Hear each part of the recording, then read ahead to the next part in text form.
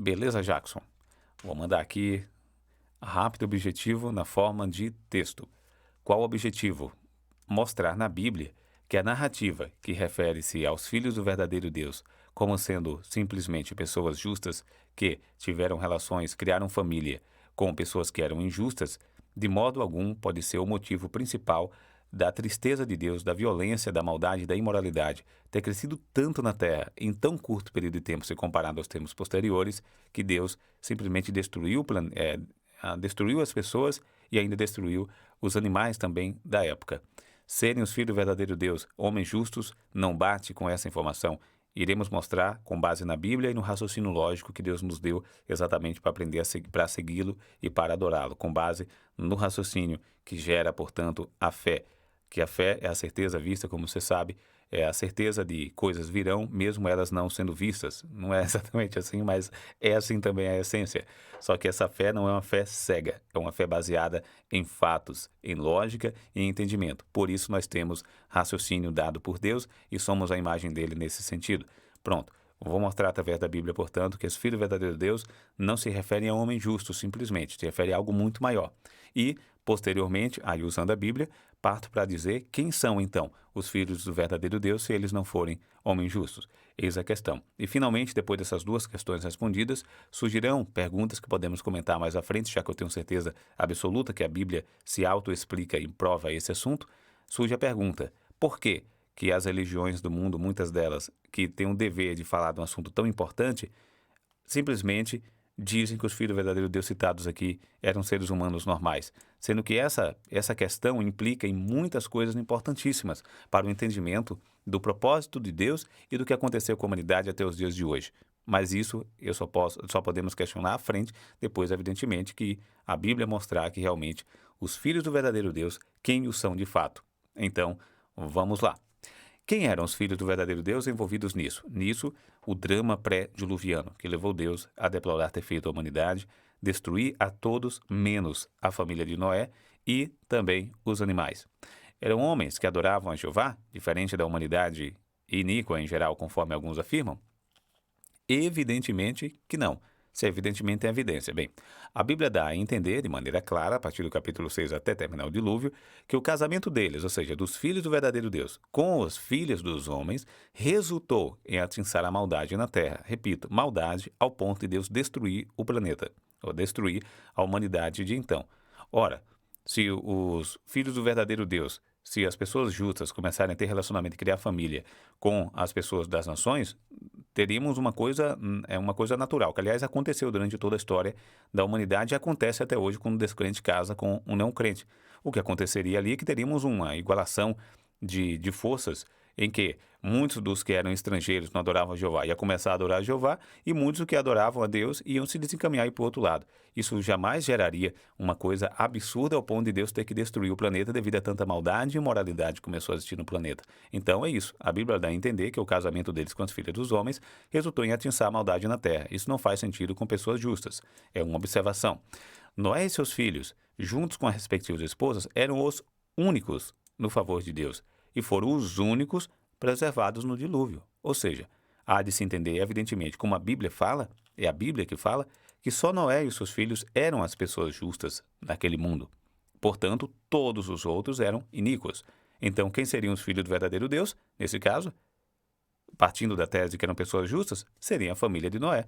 Então, como é que a família de Noé sozinha seria responsável por tudo isso que aconteceu? Eles eram os únicos justos.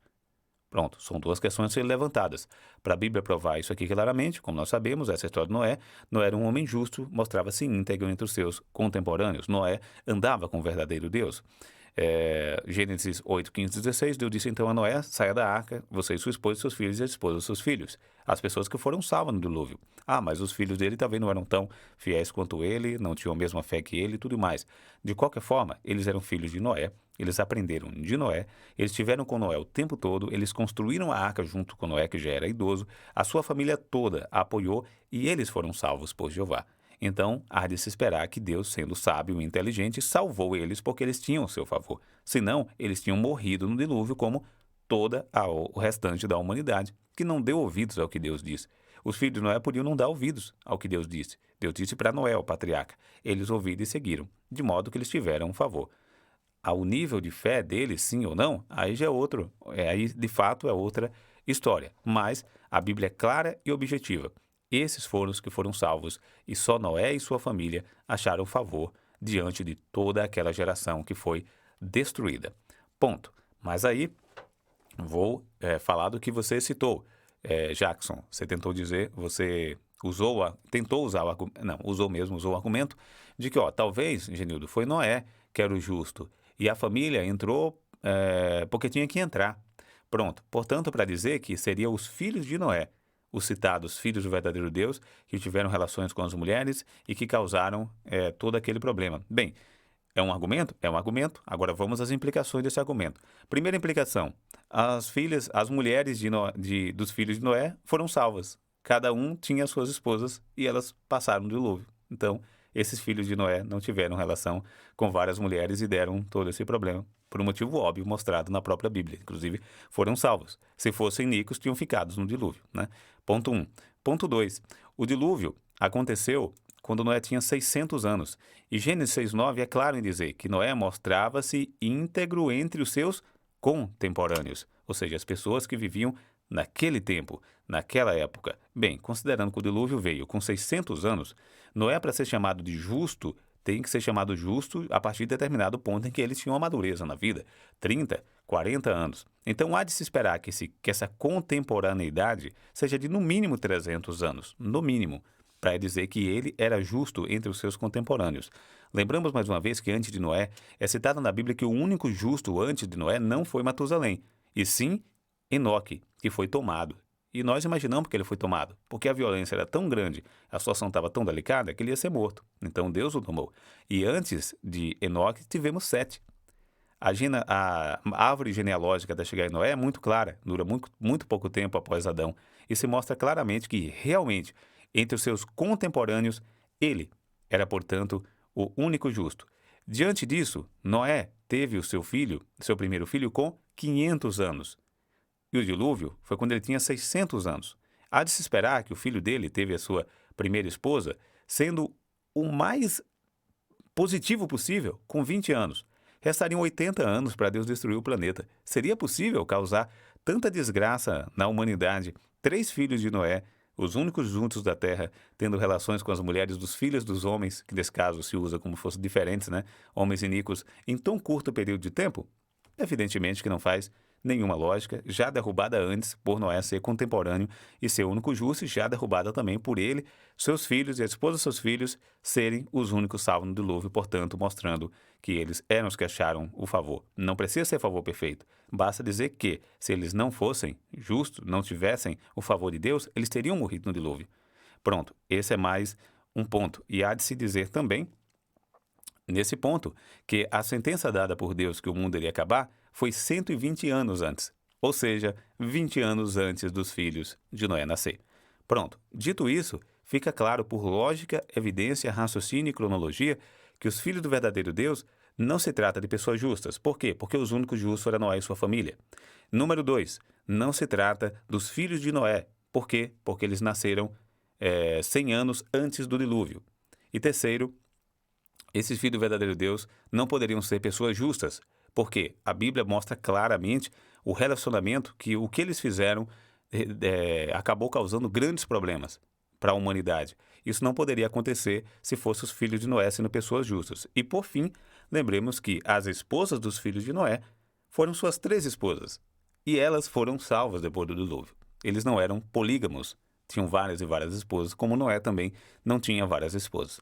Pronto, está aqui, os textos foram esses que foram citados, porque até não é uma coisa demais para se deduzir. Então, sigamos. Quem eram então os filhos do verdadeiro Deus? Já que por lógica, raciocínio que Deus nos deu para nós conseguirmos a fé, está provado que não tem como ser Noé e seus filhos que eram os únicos justos. Bem, portanto, se esses filhos do verdadeiro Deus eram apenas homens, surge a pergunta: por que eram seus descendentes homens de fama, mais do que aqueles dos iníquos e do fiel Noé?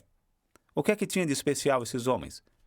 Por que eles eram diferentes? Nós já sabemos que eles eram, no mínimo, gigantes, que na tradução para nós eram derrubadores, Néfilins. Os Néfilins estão nesse contexto. Eles estão ali, mostrando claramente que eram os filhos desses filhos da relação desses filhos do verdadeiro Deus com os filhos dos homens.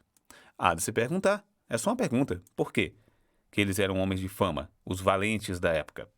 Também se poderia se perguntar, por que mencionar seu casamento, ou seja, o casamento dos filhos do verdadeiro Deus com os filhos dos homens como algo tão especial?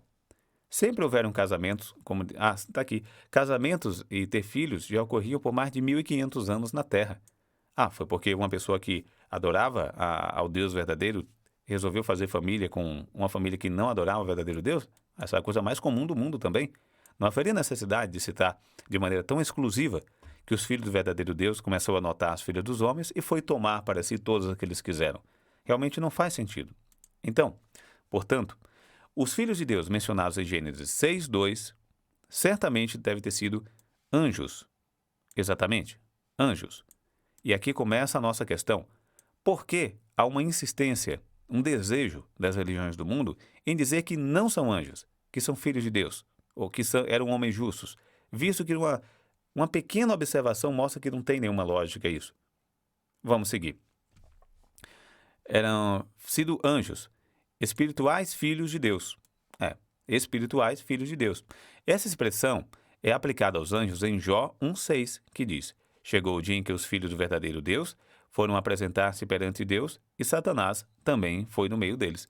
Aqui é usado filhos do verdadeiro Deus nessa tradução e em outras também, várias outras. Algumas usa apenas filhos de Deus e por isso eu coloquei a tradução, quando eu mostrei para você, a tradução da Almeida atual e não aquela antiga revisada. Na antiga está filhos do verdadeiro Deus, na atual está filhos de Deus. Mas observe, anjos aqui estão mostrados como filhos de Deus. Está claro que está mostrando que são anjos.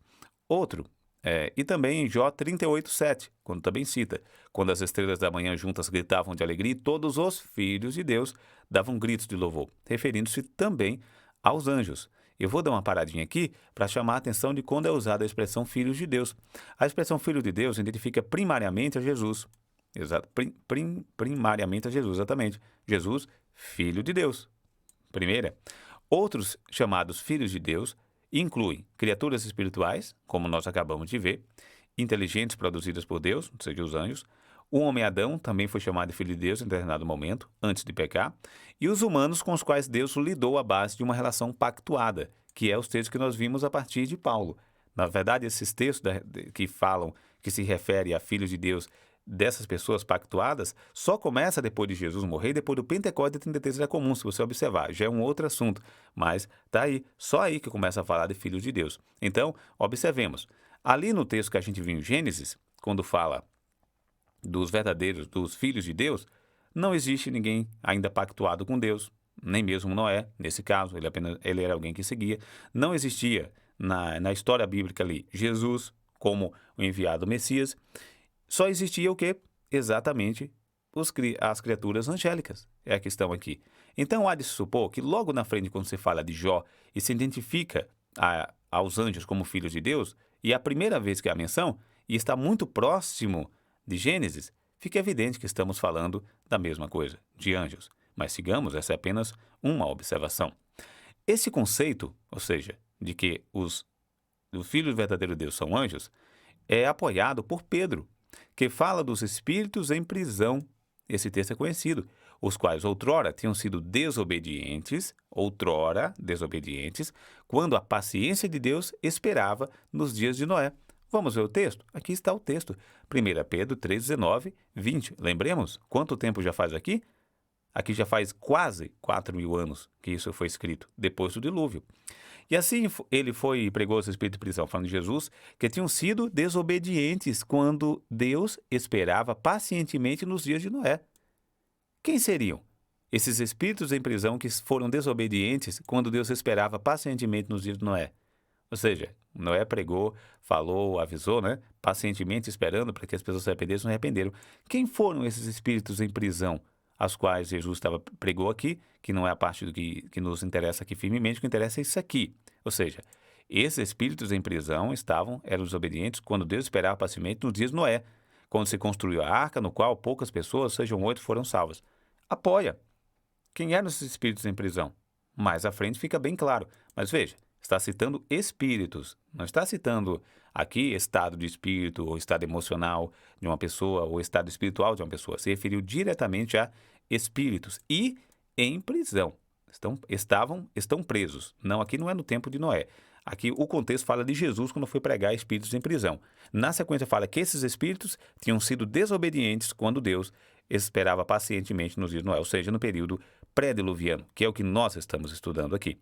Interessante, não é? Judas também escreve sobre os anjos que não conservaram sua posição original, mas abandonaram a sua própria moradia correta. Qual a moradia correta? Sigamos. Está aqui Judas e diz: E os anjos que não mantiveram sua posição original, mas abandonaram sua própria moradia correta, ele, Deus, reservou em correntes eternas e em densa escuridão para o julgamento do grande dia. Não é interessante? Está falando que determinados anjos que não obedeceram a sua posição original foram presos e eles não têm a mesma relação que têm os outros anjos ou demônios. Eles não têm liberdade, eles estão presos aguardando o dia do julgamento. É interessante porque a Bíblia só fala desse tipo de coisa para determinados anjos que estão presos e diz e fala o detalhe desses anjos. Qual é o detalhe? O detalhe é que eles não mantiveram sua posição original, mas abandonaram sua própria morada. A morada correta. Qual a morada dos anjos correta? É o céu. E, valendo-se do que foi provado lá em Jó, por exemplo, de que sim, os anjos naquela época estavam no céu ainda mesmo desobedientes, contradizendo, portanto, aquele vídeo que fala que a guerra foi antes, inclusive, da criação da terra, inclusive. Então, fica claro que esses anjos abandonaram sua morada correta no céu. Mas sigamos. Os anjos tinham o poder de se materializar em forma humana. E alguns anjos fizeram isso para trazer mensagem de Deus. Isso explica o outro questionamento. Ora, um anjo ter relação com um ser humano? Isso é impossível. Exatamente. Completamente impossível. É por isso que eu elogiei o teu raciocínio que de fato é perfeito. Não era não, é perfeito. Como é que uma criatura espiritual vai ter uma relação sexual com um ser humano, com uma pessoa, com um ser físico? E segundo, os anjos não têm sexo, como bem dito, né? Então sigamos. Os anjos podem se materializar. Gênesis 18:1. Não é novidade, né? Depois Jeová lhe apareceu entre as árvores grandes de Mare, enquanto ele estava sentado à entrada da tenda do período mais diante do dia, falando de Abraão, quando Jeová apareceu para ele pela segunda vez. E creu a segunda vez. E ele levantou os olhos, no caso Abraão, e viu 3 homens parados a certa distância. Quando os viu, correu atrás da tenda e encontrou com eles, curvou-se sobre terra. Quem eram esses homens? Anjos, materializados como homens. Eu sei que você já sabe disso. Vamos seguir apenas para fortalecer. Outro texto que vai mostrar anjos materializados, no mesmo capítulo 8. Pegou então a manteiga, o leite, bem como o novilho que havia preparado, e pôs tudo diante deles, e ele ficou junto com eles, debaixo da árvore, enquanto comiam. Ou seja, eles comeram, porque se materializaram como homens. O 20 e 22. Portanto, Jeová disse: o clamor contra Sodoma e Gomorra é imenso e o seu pecado é muito grave. Descerei para ver se de fato eles estão agindo de acordo com o clamor que chegou a mim, e se não for assim, ficarei sabendo disso. Então, os homens saíram dali e seguiram em direção a Sodoma. Mas Jeová permaneceu com Abraão. Ou seja, os homens desceram. E finalmente aconteceu o que aconteceu em Gomorra, né? Que aí nós sabemos bem. O que foi que aconteceu com aqueles homens? Nós sabemos que eles eram anjos, materializados como homens. E o que é que o pessoal de Gomorra queria? Manter relação sexual com eles. Sabemos disso. Então, eram anjos materializados como seres humanos. E finalmente, se bem que isso é uma coisa que nós sabemos, tem o que aconteceu também lá em Jericó, né? Quando Josué estava para entrar em Jericó, ele levantou os olhos e viu na frente um homem em pé com uma espada desabainhada na mão. Josué se aproximou dele e perguntou: você está conosco, do nosso lado ou é do lado do nosso adversário? E ele respondeu: eu estou aqui como príncipe do exército de Jeová. Em vista disso, Josué se prostrou, lançou-se o rosto por terra e lhe disse: o que o meu senhor tem a dizer ao seu servo? Ou seja, era um anjo. Então, pronto. Os anjos podem se materializar como seres humanos. O próprio Jesus fez isso. Jesus é uma criatura espiritual que naquele momento se materializou como ser humano, depois que ele morreu e foi ressuscitado. Então está aí. Os anjos seguindo o nosso raciocínio, esses anjos se materializaram como seres humanos. Mas o céu é a moradia correta das pessoas espirituais. Não é verdade? O céu, eles moram no céu. Eles são espirituais, eles não moram na terra, que é física, obedece às leis físicas, respirar, pressão atmosférica, para o seu sangue circular, enfim, todo um esquema existe na Terra criado por Deus para o ser humano viver aqui. Uma criatura espiritual não obedece a leis físicas e a sua morada é no céu. E o que foi que Jó falou? Que Judas falou? Os homens que não mantiveram sua posição original, mas abandonaram a sua moradia correta. Isso não é uma forçação de barra, isso é um raciocínio lógico, não é uma coisa lógica. Bate claramente. Correta, pessoas espirituais. E os anjos ali têm posição de serviço sobre Jeová. Ou seja, os anjos têm uma posição. Mesmo os anjos que estavam sob questão, como bem diz o vídeo que você mandou, que foi levantado uma questão muito séria, se Deus destruísse Satanás naquele momento que ele se rebelou, como ficariam os outros anjos? Então, mesmo os anjos que tinham a consciência virando para o lado de Satanás ou para o lado de Deus, eles cumpriam seus papéis. Eles eram cidadãos espirituais lá no céu e cumpriam sua missão. Isso é mostrado aqui em Daniel 7:9, que, aliás, é uma coisa que o vídeo não mostra muito lá, né? Fala muita coisa, algumas coisas, não, uma boa parte das coisas, e não mostra o texto que prova o que estava acontecendo, né? Mas aqui, lá em Daniel 7:9, mostra claramente que, certamente, que fala-se de milhões de anjos no céu, e fala do papel, né? 10 vezes 1000 o serviam, demonstrando, portanto, que era um trabalho que eles faziam, e 10.000 vezes 10.000 estavam em pé diante dele. O tribunal entrou em sessão e abriram-se os livros. Enfim, isso dá a entender que cada anjo cumpre determinado papel. E, de fato, certamente o é. Eles não ficam lá, né, cantando ou, né, enfim. Abandonarem essa moradia para morar na terra e deixarem seu serviço designado para ter relações carnais equivalia a uma rebelião contra as leis de Deus e uma perversão. Foi isso que aconteceu. Anjos abandonaram sua moradia, como está dito em Jó, como dá a entender em 2 Pedro de maneira clara, e como está claro que os filhos do verdadeiro Deus não eram, de maneira alguma, os filhos de Noé, aqueles únicos homens justos, e antes deles apenas Enoque e Sete, como está claro também em Jó 38 e em Jó 1:6, que os anjos tinham trânsito livre do céu para a terra, ao ponto de Satanás vinha à terra, observar Jó, voltar para o céu e apresentar uma queixa contra Jó, dizendo que era por nada que Jó, e portanto todos nós, obedecemos a Deus. Se está tudo bem, como é que não adora, que não serve a Deus? Tudo isso faz total sentido. É para isso que serve a Bíblia, para esse raciocínio conjunto. Não pegarmos um texto e procurar um outro texto e pronto, para apoiar a nossa ideia. Não, deixa a Bíblia apoiar a sua ideia, deixamos fazer isso, que não tenhamos dúvida. É assim que o Espírito nos guia, através da palavra de Deus, e não de maneira milagrosa. Se fosse assim, vamos ter que abrir o leque para todas as pessoas, os canalhas, mentirosos e guias cegos, mentirosos e guias cegos, que usam dessa artimanha para usam dessa artimanha para desencaminhar o rebanho, a famosa pele de ovelha, mas em lobo. Aqui está, a Bíblia faz isso, ela dá as orientações. A Bíblia declara que os anjos desobedientes são agora espíritos em prisão, tendo sido lançados no Tártaro e reservados com laços septernos, em profunda escuridão para o julgamento do grande dia. Que pecado teria cometido esses anjos, visto que Satanás está no poder do mundo hoje? E veja, repare, não é Satanás que está preso, são alguns anjos que estão presos, citados pela Bíblia. Fica evidente que Satanás, de alguma forma, ludibriou esses anjos para virem à terra e fazerem o que eles fizeram.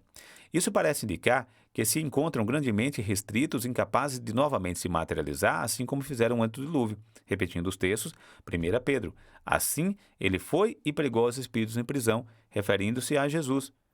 Quem são esses espíritos em prisão? Quando esse texto indica que era dos dias de Noé, aí fica claro que certamente são os filhos do verdadeiro Deus que tiveram relações com as mulheres. 2 Pedro 2,4. De fato, Deus não se refriou de punir os anjos que pecaram. Que anjos que pecaram? Quais seriam esses? Mas ele os lançou no Tártaro. Veja, não se trata dos anjos que se rebelaram junto com Satanás, naturalmente. Primeiro, porque eles continuaram no céu por um bom tempo, até serem expulsos, como descrito em Revelação. Como falei contigo, tem que saber qual foi o tempo que isso aconteceu, mas já sabemos que não foi antes de Jó. Mas ele os lançou no Tártaro, ou seja, eles estão presos, acorrentando-os em densa escuridão, reservando-os para o dia do julgamento. Fica óbvio, né? Já está dizendo aqui, anjos. Fica óbvio que esses anjos não se tratam de anjos normais, é uma classe especial que foi presa, que cometeu, sem dúvida, um ato muito estranho. Fica claro. E Deus não se referiu de punir os anjos que pecaram, mas ele lançou tal, tal, tal. Isso casa perfeitamente, perfeitamente, não é forçação de barra, com Judas. E os anjos, que não mantiveram sua posição original, mas abandonaram sua própria moradia correta, ele reservou em correntes eternas, ou seja, a mesma coisa. Mas aqui já tem os detalhes. Abandonaram sua moradia correta. Voltemos. Quando a gente vê que os filhos do verdadeiro Deus encaixa-se apenas a Jesus Cristo, olha bem, a Jesus Cristo, há pessoas pactuadas com Deus que só foram existir depois do Pentecostes de 33 era comum, ou como Abraão, por exemplo, era uma pessoa que tinha um pacto com Deus. O próprio Davi, de certa forma, teve um pacto com Deus. Seria? Não, ele foi escolhido, é ungido, é diferente. E aos anjos. Fica evidente que esses filhos do verdadeiro Deus só podem ter sido anjos, porque não se encaixa em nenhuma das outras. Não poderia ser Noé naquela época. Só tinha Noé naquela época para se encaixar em filho de Deus nesse momento. Então, fica óbvio que se trata dos anjos. Crescente iniquidade. Os poderosos da antiguidade, os homens de fama, produzidos por esses casamentos, não é isso que diz Gênesis? Que o casamento, quando os filhos do verdadeiro Deus notaram as mulheres e continuaram a ter relações com elas, surgiram e nasceram esses que eram os poderosos, os homens de fama. É nesse contexto que lhe é apresentado os Néfilins, gigantes, derrubadores. E foram esses que foram derrubados no dilúvio. Não eram homens de fama para Deus. A Bíblia fala homens de fama e valentes, mas não eram para Deus, pois não sobreviveram ao dilúvio, assim como Noé e sua família. Então fica claro que esses homens de fama, que ali no contexto é colocado a palavra Néfilins, derrubadores, eram, como está dito na Bíblia de maneira clara, os filhos desses filhos do verdadeiro Deus, da relação que eles tiveram com as mulheres. E se encaixa completamente com tudo que está sendo dito. Eram os Néfilins, rufiões, tiranos, os quais, sem dúvida, contribuíram para piorar as condições na Terra. Seus pais, angélicos, conhecendo a constituição do corpo humano e podendo materializar-se, não estavam criando vida, mas viviam nesses corpos humanos e, por coabitarem com as mulheres, geraram filhos. Seus filhos, os poderosos, portanto, eram híbridos não autorizados. Pelo visto, os Néfilins, por sua vez, não tiveram filhos. É outro detalhe. Então, o que acontece? Toda mutação genética não gera uma nova vida, ela gera um problema. Então, certamente não, com certeza absoluta, os filhos dessa relação dos anjos com as mulheres eram desnaturados. E é isso que a Bíblia mostra em várias partes. E isso explicaria tamanha tristeza, tamanho é a tristeza mesmo que Deus teve naquele momento. Por quê? Vamos entender o que aconteceu. Raciocínio simples. Foi um período muito curto de tempo em relação com a história da humanidade e um período que tinha muito pouca gente. O que justificaria Deus ficar tão triste e precipitar a destruição da humanidade naquele momento? O que justificaria? Primeiro, tudo isso que a gente falou. E segundo, a tristeza de Deus refere-se ao seguinte: Satanás ele pretendia dar um golpe fatal na humanidade e no plano de Deus, que era o qual? Corromper o DNA humano. Ele corrompeu o DNA da humanidade. Isso não é isso mesmo que aconteceu? É a única explicação que você tem. Como Deus, o Deus Todo-Poderoso, ficaria tão triste, sendo que de lá para cá, a humanidade já fez guerras mundiais. Se for para calcular o sofrimento das pessoas em quantidade, em guerras, em tudo que aconteceu de lá para cá, a gente vê que o período pré-diluviano foi muito pequeno sem comparação. Mesmo assim, após o dilúvio, nós estamos indo para 4.000 anos de história até chegar ao próximo fim. Então veja, há uma disparidade. Jeová não está dizendo hoje a mesma coisa que Deus diz Noé. Ele vai cumprir o seu propósito, mas o que aconteceu no dia de Noé foi algo absurdamente diferente ao ponto de Deus deplorar ter feito a humanidade. Hoje, Deus deplora os que se negam a Ele e a Satanás e seus demônios que controlam esse mundo porque tem o tempo, como bem mostrado no vídeo que você mandou. Mas não é esse ponto. O tempo é muito maior. Então é óbvio que foi isso que aconteceu naquela época. Algo realmente absurdo. E, como disse, é sempre digno de nota que Satanás não está incluso nesses que coabitou com as mulheres. Ele foi o articulador disso. Foram outros anjos que fizeram isso, já que sabemos que Satanás continuou na terra e livre. quando ele tentou a Jesus, por exemplo, há 2000 anos atrás, e continua hoje. Fica óbvio isso. Isso também explica, uma parte aqui eu não posso esquecer, eu estou esquecendo agora o que eu ia falar, esqueci. Seus filhos, os poderosos, portanto, eram híbridos, tal, tal, tal. Pois é isso aí. Tinha outro ponto aqui que você chamou a atenção e toda hora eu vou falar e deixo para o melhor momento. E agora que chegou o momento correto, eu esqueci. Ah, sim, anjos não têm sexo. Sim, anjos não têm sexo. Mas, como vimos, certamente isso fazia parte de um plano. Deus não deu plano, não deu tempo para Satanás mostrar que, na verdade, ele é que poderia governar da melhor maneira, porque não foi isso que ele falou para Adão e Eva? Não, Deus está mentindo. Ele está escondendo a verdade de você. Você não vai morrer. E no dia que você comer, você vai ser como Deus. Não foi isso que ele disse? Ele recebeu todo o tempo para provar a sua promessa.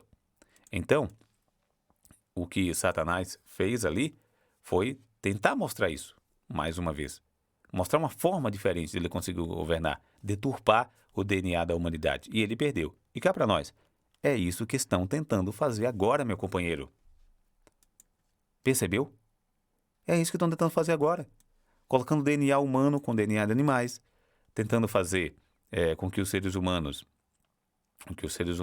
virem máquinas, pegando DNA humano e já misturando com animais, já colocando o nosso cérebro para se conectar diretamente com máquinas.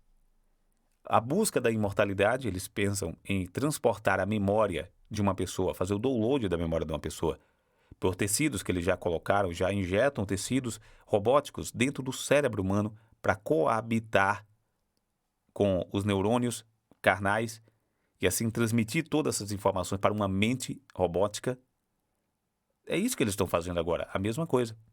E, finalmente, um dado muito importante. Um dado que merece uma observação. Por que destruir os animais? Não faz sentido. Jeová é justo. Ele é bom. Ele é justo, ele é bom e ele é perfeito, ele é inteligente. Então, se Deus destruiu os animais, teve um motivo. Fica óbvio que também essa relação com os filhos dos homens se alastrou aos animais. Há poucos animais que estavam ali. E, portanto, eles também tiveram que ser destruídos para não manter essa genética deturpada a sequência da humanidade. É outro ponto bastante interessante a se notar. Genildo, isso é especulação, não é não? Aliás, Genildo, tudo que você falou é especulação. Bem, me baseei no histórico da Bíblia. Esses são os únicos textos que falam desse assunto. O resto é subentendido, como nós temos, por exemplo, a parte que fala dos Néfilins, quando os juízes foram à cidade de Jericó. Eles falaram, olha, eles eram enormes e tudo mais e tal, tal, tal. É a única vez que vai falar mais uma vez, mas aquilo mostra claramente que era muito vivo na mente deles essa história. Quem eram os Néfilins, os gigantes e tudo mais.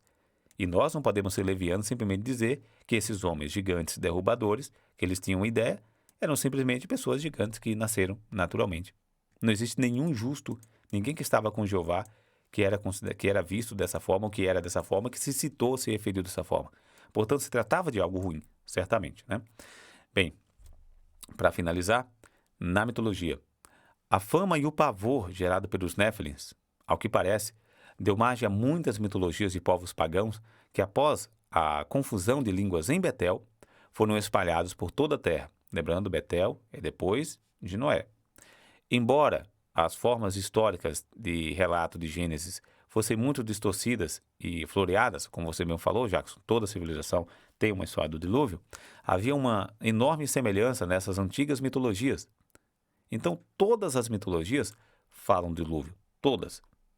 Porque elas extraíram da Bíblia e, se não extraíram da Bíblia, extraíram de pessoas que contaram a história do dilúvio da sua forma. E por isso o dilúvio está no hinduísmo, no shintoísmo, com os incas, com os maias, com as tribos aborígenas aqui do Brasil, com todos eles estavam a crença do dilúvio. Por quê? Ela foi passada segundo a visão de quem estava do lado desses filhos do verdadeiro Deus. Isso explica a imensa maioria das religiões não cristãs terem adorações a homens, super-homens, homens com cabeça de animal, todo aquele tipo de coisa. Por quê? Reflete exatamente o que estava acontecendo antes do dilúvio, amigo. Percebe? Os gregos, sendo apenas um exemplo, em que deuses e deusas coabitaram com humanos para produzir heróis super-humanos e temíveis semideuses com características de deuses humanos. Citando só um exemplo. Não é isso que acontece na Grécia? Não é isso que nós vimos, os Cavaleiros do Zodíaco e tudo mais? Não são semideuses? E qual é a história? A história é simples. Anjos, filhos de Deus, na cabeça deles, né, não no nosso ponto de vista cristão, abandonaram suas moradas, tiveram relações com as mulheres e deram à luz a semideuses. Isso está presente em todas as religiões, todas. Portanto, há de se perguntar por que exatamente os cristãos, que deveriam ter o conhecimento dessa história, porque ele é fundamental para se entender a história da humanidade, porque é exatamente eles que simplesmente não tocam no assunto. Porque quando você volta, quando a religião volta e diz, não, aqueles filhos verdadeiros lá eram homens justos e pronto, morre aí, praticamente coloca a história de Noé nas mãos dos ateus. Porque os ateus, como você sabe, e a ciência, coloca como mitologia o dilúvio e tudo mais. E realmente parece um mito quando não se estuda as coisas da forma que se deve se estudar, fortemente. Se já começa dizendo que esse filho verdadeiro de Deus eram apenas homens bons, as pessoas vão tratar o negócio como chacota. Primeiro, que Deus erra as coisas. Ele faz e se arrepende. Segundo, que ele destrói toda a humanidade e bota os outros numa arca para sobreviver a um lago. E por quê? Porque o povo estava mal. Aí a primeira pergunta que faz, uai, mas hoje o povo não está mal e muito pior também, não acontece nada? Então, é uma mão na luva para um ateu narrar esse assunto sem falar dos assuntos que estão envolvidos. Todos esses. É um assunto muito importante e dele deriva boa parte do que acontece hoje. Claro, para nós que estamos debatendo sobre esse assunto. Para a maioria das pessoas comuns, basta saber que não eram filhos de Deus, que eram anjos, que eles coabitaram com mulheres, nasceram homens muito perversos e grandes. Esses homens aumentaram demais a violência, perverteram, corromperam o DNA humano, também dos animais. Deus deplorou isso porque estragou a criação dele e por isso ele teve que destruir toda a humanidade e sobraram apenas 8 seres humanos, os quais acharam o favor dele e eram os únicos justos, as únicas pessoas que reverenciavam ele de alguma forma e que, principalmente, o obedeceram quando ele disse, faça a arca e preguem essas pessoas para que elas possam se arrepender, e eles não se arrependeram. Tá aí, para finalizar, eu peguei uns prints aqui, para você ver como em todas as culturas do mundo existem os relatos do dilúvio exatamente dessa forma, e como todas elas refletem o que aconteceu no dilúvio. E só os cristãos, por incrível que pareça, é que não falam disso. Então, para você ver, olha só. A Odisseia de Homero, 10 dos melhores poemas épicos de todos os tempos. A Odisseia de Homero é do povo grego. Ela trata exatamente a mesma história. Todas as histórias de Homero são destinadas ao período pré-diluviano, ou seja, são pessoas que se desenvolveram após Noé, como sabemos, tentou-se criar a Torre de Babel, e esses pagãos, já influenciados por Satanás, reviveram as histórias dos seus deuses baseadas no lado dos néfiles e dos anjos que abandonaram sua morada. Por isso que nós temos essa confusão e esse monte de religiões que, na verdade, não adoram a Deus, porque a base deles não é com Deus, diferente da base dos judeus e dos cristãos. Entendido? Esse é um exemplo. Vamos para mais exemplos? Tá aí. A origem dos deuses do Exído. Aqui também é do tarô, não sei se é grego, dos deuses, tal, não sei se é grego aqui, mas a mesma coisa. A raiz é a mesma, de Adão e Eva, da verdade e tudo mais. Não, isso aqui trata da Odisseia também de Homero, é a mesma coisa. Teologia na origem dos deuses gregos, a mesma coisa. Um super deus, eles têm relação com mulheres, nascem filhos que são super homens, aí já começa aqui o leão com cabeça de homem e por aí vai. Os 12 deuses gregos mais relevantes da Grécia Antiga, nós vemos a mesma coisa. São homens com asa de anjos, são homens poderosos. Esse símbolo aqui você vai ver em todo lugar. Ele já começa, é puro ocultismo. Animal novamente, semideuses ligados com animais. É incrível, meu amigo, isso está em todos os lugares. As semelhanças são claras, as histórias são claras. Está aqui, o Poseidon. Peraí, qual dos dois é Poseidon? Os dois é com o tridente, mas você entendeu. A Fandega da Fé, 7º ano, a mitologia grega, a religião dos deuses gregos. Sempre vai estar presente. Olha, Pan é aquele deus do mato, né, e tudo mais, e por aí vai, todos refletindo exatamente o período pré-diluviano levado após o dilúvio pelos filhos de Noé, suas descendências, as famílias, foram 70 famílias que foram geradas logo depois, e aí foi se espalhando os cananeus, saduceus, jebuseus, e cada um levando a sua crença com base não em Deus, não na fé de Noé, e logo depois de Abraão, que veio logo depois de Noé, 200 anos depois, mas na fé pré-diluviana, dos deuses falsos, de demônios. Sigamos. Deuses romanos, toda a matéria, a mesma coisa. Super-homens, anjos que tinham poderes especiais, coabitando com as mulheres, sempre a mesma coisa, companheiro. Sigamos. Quais são os principais deuses celtas? Celta é uma das primeiras histórias aí. É a mesma coisa, não vou me resumir a não falar mais, mas é tudo a mesma coisa. Tá, a Babilônia é o berço de tudo isso. Por isso que lá em Apocalipse se usa a expressão referente à religião falsa como Babilônia a Grande, porque ela é o berço de toda a religião falsa. A religião verdadeira é baseada no Deus Todo-Poderoso, Jeová e seu Filho Jesus, que sacrificou para salvar a humanidade. Todo o restante trata-se de uma trama satânica, sim, de Satanás, de reviver a história e, quem sabe, agora no final dos tempos, já que ele tem pouco tempo, como é descrito lá em Revelação, lá em Apocalipse, ele conseguiu seu governo mundial com base na sua base de religião, que é pré-diluviana, não é atual. E aqui está mais deuses, nesse caso os deuses babilônicos, que foi lá que se desenvolveu tudo isso. Aí está, provas materiais, né? Todos eles eram semideuses, misturados com animais, voavam e tudo mais. Esses são deuses babilônicos. Deuses incas. É o mais interessante, companheiro. Em todas as culturas você vai encontrar. Os deuses são sempre a mesma coisa. Sempre. Provando, portanto, que a ligação é perfeita. Em primeiro estágio, concordamos 100%, né? Todos eles refletem o dilúvio, provando que o dilúvio foi uma verdade. Só que o que a religião nossa, os cristãos deixam de lado, é exatamente o quê? Essa parte. A parte que aconteceu de verdade para o dilúvio acontecer. Mas Deus aí, os deuses egípcios, não precisa nem falar nada, né? Quase todos simbolizavam os animais, ou seja, era a consequência do que aconteceu ali. E por aí vai. Aí temos um gigante. O fato desse homem ser gigante não quer dizer que ele era um Néfilim. Isso você sabe. Porque os ateus pegam isso para confundir. Significava que ele era um homem gigante. Ei, então sobreviveram alguns gigantes lá do dilúvio? Ei, os filhos de Noé, por acaso, eles tinham genética já? Não. Homens gigantes sempre existiram. E existem hoje, inclusive, homens com mais de 2 metros naturalmente jogam basquete. E existem homens anormais com 2,40 m, mulheres com 2,40 m. Só que naquela época, mais perto da perfeição, existia um pouco mais de homens gigantes, que na verdade nesse caso não eram uma perfeição, né? Era uma normalidade. Mas a ciência prova que é impossível que um homem tenha, eu vou errar o tamanho agora, certo? Mais de 2 metros e quanto? Mais de 3 metros. Vou falar isso aqui levianamente. Por quê? Porque a estrutura física do ser humano não permite isso. Então os Néfilins, que eram gigantes, não eram tão gigantes assim. O ponto principal deles é que eles eram um DNA alterado, eram seres humanos diferenciados.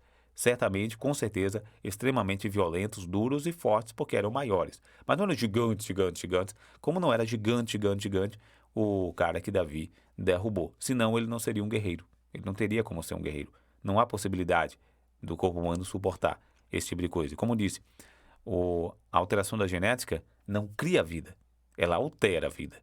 E ele não altera para melhor, não tem como. Perfeito é Jeová. Foi ele que fez esse corpo físico perfeito. Esse aqui não tem como ser. É isso aí. Quem é Badesir, esqueci qual era esse deus, que eu olhei quais eram cada deus certinho dessa história. É isso, companheiro. Eu falei o geral, quase tudo, e creio que deu para juntar as peças. Se qualquer dessas teses puderem ser derrubadas com base na Bíblia, é porque existe uma outra tese. Mas garanto sem sombra de dúvida, sem nenhuma gota de dúvida, se estudar sobre esse assunto, procurando achar respostas para isso dito e derrubar, você vai só acreditar mais ainda no que a Bíblia vai te dizer. Porque a Bíblia é a verdade, é a pura palavra de Deus, como diz 2 a Timóteo. Toda escritura é proveitosa. É 2 Timóteo 3:3.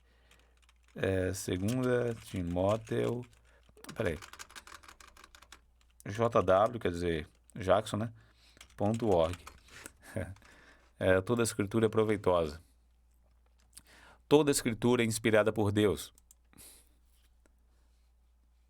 Toda a Escritura é inspirada por Deus e proveitosa para ensinar, para repreender, para endireitar as coisas, que é o que nós estamos fazendo aqui. Essa palavra é bastante ampla, essa frase. Então, estamos endireitando as coisas. A palavra de Deus é para isso. Até aqui, corrigir. Para disciplinar a injustiça, a fim de que o homem de Deus seja plenamente competente. Ou seja, o homem de Deus, eu, você, Jackson, que já faz o trabalho de pregação, ele é completamente competente com base em toda a Escritura que gera a fé necessária para nós conversarmos, ter uma relação com Deus e Deus nos responder. É a Bíblia a base disso, você sabe disso. Completamente equipado para toda boa obra. O que nós estamos fazendo, o que você fez a me apresentar o tema, o que eu estou fazendo agora para você e o que você terá como réplica, pegando esses pontos e assinalando, é exatamente isso. Usar as Escrituras inspiradas por Deus, a palavra dele para nós, para sermos competentes, plenamente competentes, completamente equipados para toda boa obra, que é a obra de ensinar. E essa Escritura é proveitosa para ensinar e para repreender e endireitar as coisas. Por quê? Existe algo muito errado nas religiões não falarem desse assunto. E isso é coisa que nós podemos ver no futuro, uma vez vencida essa barreira aqui. Pegue os pontos, coloque na caneta e veja se há base para dizer o contrário desses assuntos.